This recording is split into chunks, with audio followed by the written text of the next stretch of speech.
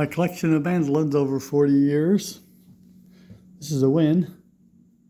It's got a fancy fretboard. This John Wynn is a Bluegrass Hall of Fame luthier from Missouri, Ozark Mountains. It's a three-pointer, as you can see here. Pretty unique. Beautiful back on it. It's very nice. Sounds great. It's a custom made one. Next one's a Collings Honey Nut, I want to say. I can't remember the name of this particular color. Doesn't have a lot of fancy headstock or anything. Sounds great. Beautiful back on it. Super nice. Lots of compliments on this one. I've gotten real strong A model mandolin here, Collings. It doesn't have a fancy headstock and just single binding around the edge here, but a beautiful back. It's finished very nicely. Great sound, loud. Bought that one a long time ago, probably 20 years ago now. This one's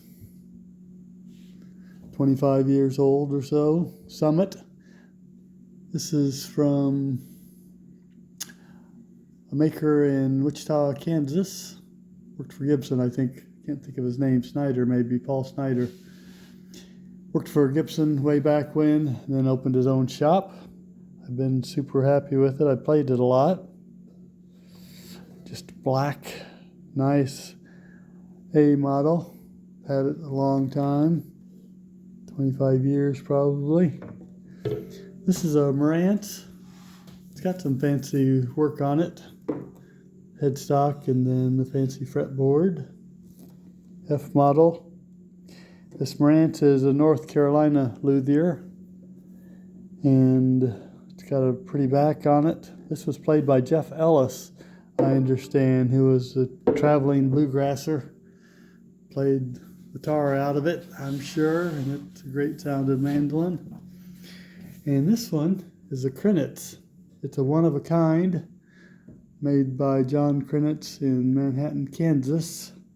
He mostly rebuilt cellos, and people would travel the country to buy his refurbished cellos.